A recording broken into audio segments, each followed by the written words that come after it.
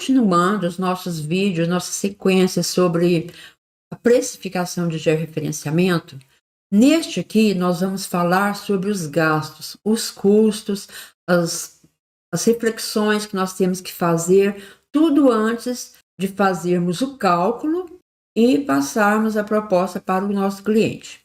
Antes de iniciarmos, vamos responder algumas perguntas. A primeira, como eu me defino profissionalmente?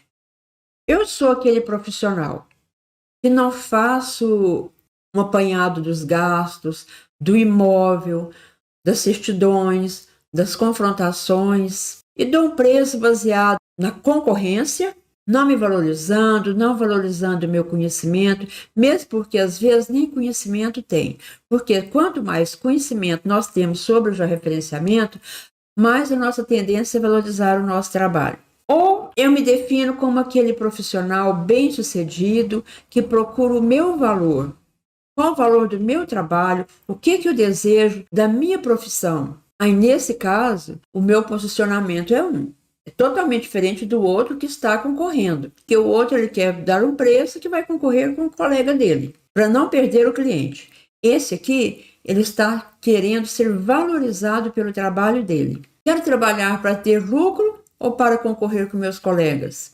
Quem está concorrendo com os colegas, aqueles colegas que dão aqueles valorzinhos de promoção, de liquidação, se ele for concorrer com ele não está atrás de lucro. Mesmo porque o lucro no georreferenciamento, ele não é aquele lucro tão grande. Nós temos que ter uma precificação bem trabalhada para que nós tenhamos o lucro. Posso ter alguma regra fixa, por exemplo, cobrar por hectare. Antes de fazermos o orçamento, de calcularmos os valores, nós temos que analisar algumas questões. Em primeiro lugar, nós temos que saber que nós vamos obedecer a Lei 10.267, os decretos referentes ao georreferenciamento e o Manual Técnico de Georreferenciamento. Eu sabendo disso, eu tenho consciência que o serviço de georreferenciamento não é um trabalho para amador. Devo saber também que é necessária a leitura atenciosa das certidões, tanto do proprietário quanto dos confrontantes. Olha aqui, se você não lê atentamente a certidão ou as certidões, você está sujeito a ter um GEL cancelado. Porque depois que você certifica e vai averbar, você vai descobrir no cartório que a diferença diária não é aceitável, que ele vai exigir uma retificação, os confrontantes não são encontrados, a diferença diária, às vezes um confrontante está tendo prejuízo e não vai aceitar. Então, se você não faz essa leitura atenciosa, você corre o risco até de estar com um documento em mãos que nem tem tanto valor legal. Como age o cartório de acordo com cada situação? Isso é muito importante. Tem cartórios que não aceitam unificação antes da certificação. Outros não aceitam diferença diária acima de 5%. Outros querem o memorial discursivo, não querem obedecer à norma técnica. Então, cada um é uma situação e nós temos que estar atentos para não termos problemas depois de certificado. Como estão os cadastros do imóvel? Aí você me fala, Margarete, mas o que eu tenho a ver com se tem o CAR, se tem CCIR? Isso não é problema meu. Isso é problema seu, sim.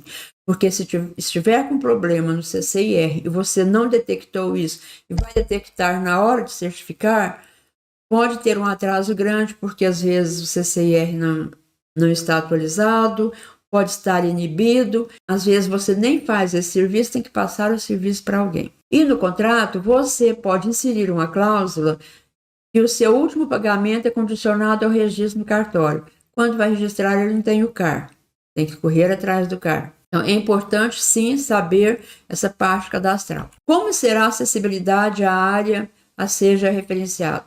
Tem estrada pavimentada? A estrada de acesso, aquela vicinalzinha de acesso, é boa? Os mataburros estão em bom estado ou tem problema? O imóvel fica próximo ao município onde você trabalha ou onde você mora? Mão de obra a ser utilizada. Nesta análise, nessas primeiras análises, você já tem que saber qual a mão de obra que você vai ser utilizada. Se você mesmo vai fazer o levantamento, se você vai necessitar somente de um auxiliar para ficar ali vigiando um GPS ou para implantar algum marco, ou se você vai ter que contratar um topógrafo, ou mais. Necessidade de emissão de nota fiscal. Você faz tudo bonitinho entregou o orçamento, pegou o serviço, está tudo bem. Quando você vai entregar, o proprietário te fala que quer uma nota fiscal. E aí a porcentagem sobre o valor é grande e o lucro que você tem já começa a diminuir. Temos que fazer também uma análise sobre o imóvel. Antes, nós fizemos uma análise geral. Sobre o imóvel, primeiro, qual o local do imóvel? Tem excesso de declividade? Tem serra, grotas? Qual tipo de cursos d'água? É um rio navegável? É um rio não navegável? Na certidão está determinado se é no eixo ou se é na margem? Tem mata ciliar?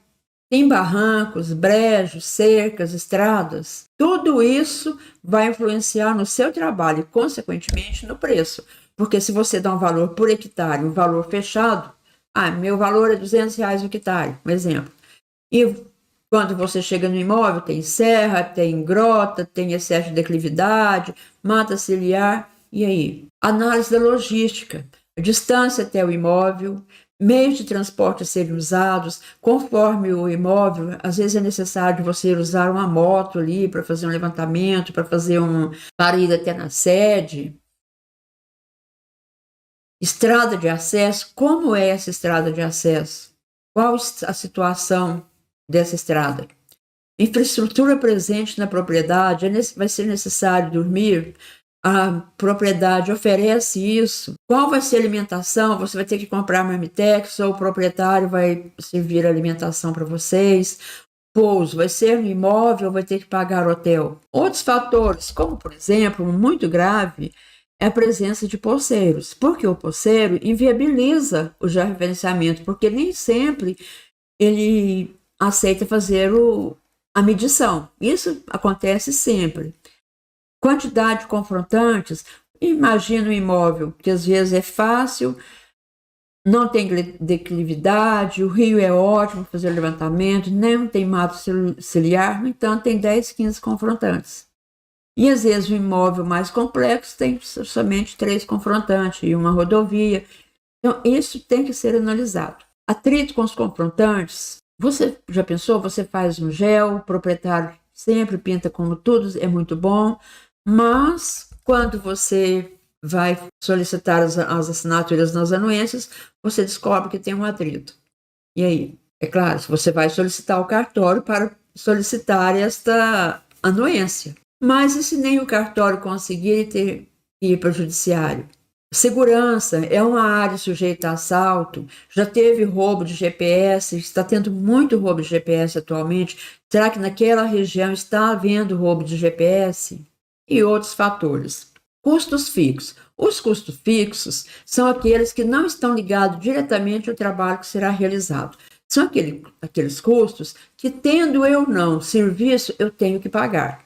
Por exemplo, energia, internet, contador, aluguel, funcionários, lanche para os funcionários e outras, por exemplo, água. Até a água, às vezes você tem que comprar um galão de água todo mês ou toda semana. Isso tudo são custos fixos que você, tendo ou não trabalho, você tem que pagar todos os meses. E temos os custos variáveis, ou seja, os custos diretos, que são aqueles diretamente ligados ao nosso trabalho, que no caso de georreferenciamento, nós podemos, dentre outros custos, considerar visitas técnicas. Você pode ter, por exemplo, uma visita técnica antes de pegar o serviço, você vai reconhecer o imóvel, de fazer um levantamento com GPS para saber se vai ter uma variação diária entre a área medida e a área do documento. Então, você pode fazer essa prévia. Depois, você tem que voltar no imóvel para medir. Quem irá pagar as despesas de cartório?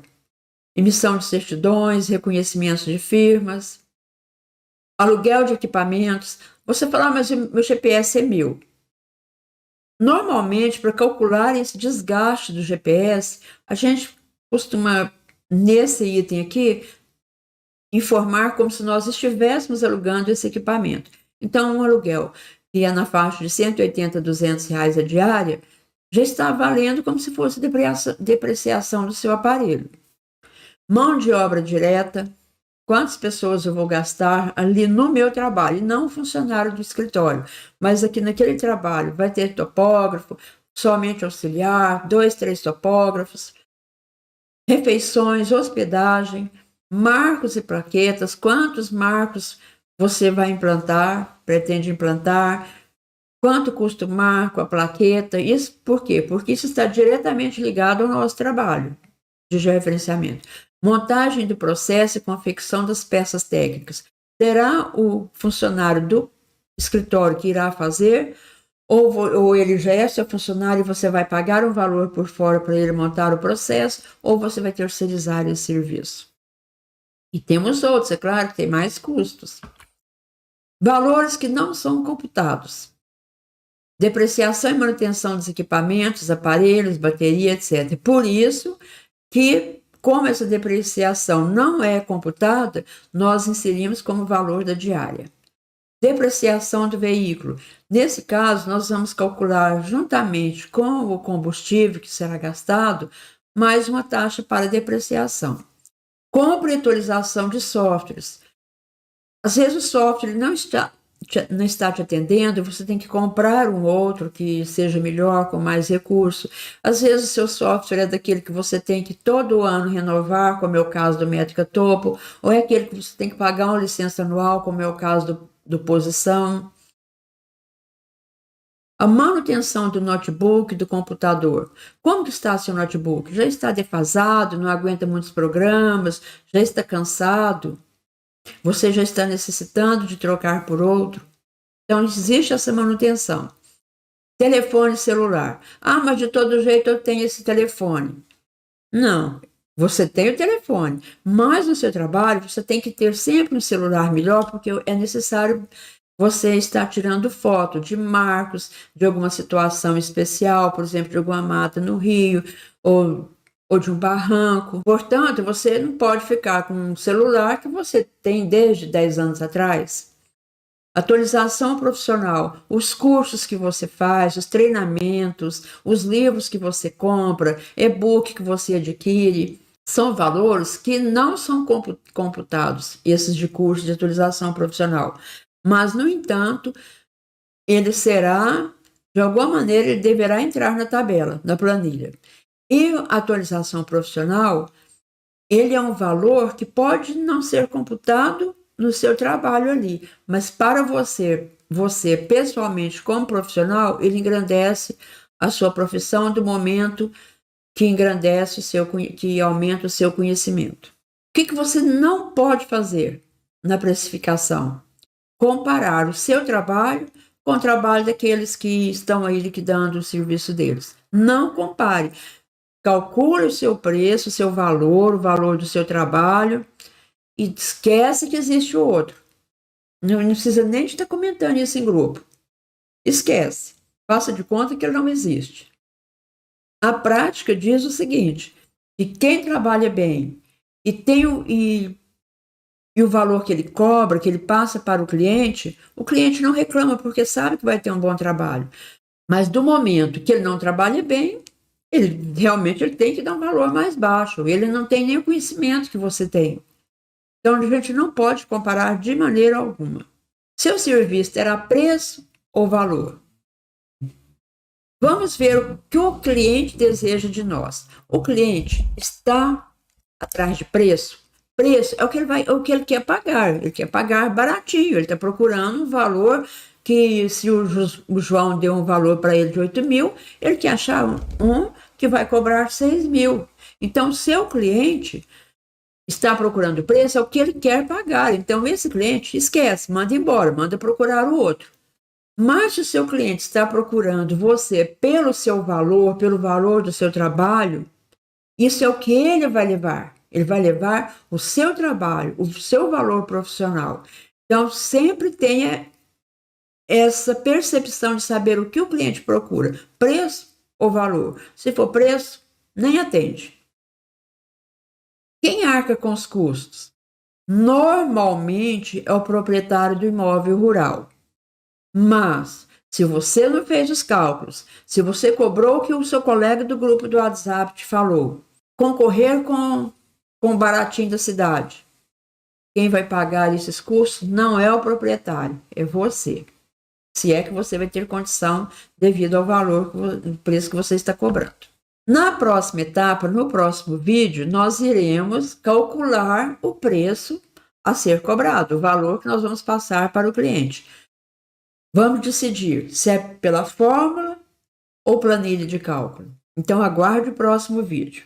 Este vídeo faz parte do nosso clube de assinaturas. Você já faz parte do clube? Se você não fizer, acesse este link, tgrtreinamentos.alumi.com. Mas se você está assistindo essa aula aqui no clube de assinaturas, é claro que você é um assinante e muito bom por isso. E se não for, assine. Os valores são bem acessíveis, nós temos planos mensais, semestrais, anuais, e os assuntos, por enquanto, são esses. É claro que estamos sempre colocando. Nós temos assuntos sobre cadastros rurais e outros, estudos de caso. Esse aqui, por exemplo, vai entrar nessa playlist. Vamos falar dos preços dos nossos serviços. Conheça os nossos cursos. Se ainda não for nosso aluno, passe a ser, você vai gostar. E siga-nos nas redes sociais. E até o próximo vídeo já com os cálculos. Elaboração da proposta, depois o contrato. E vamos fechar com o lucro.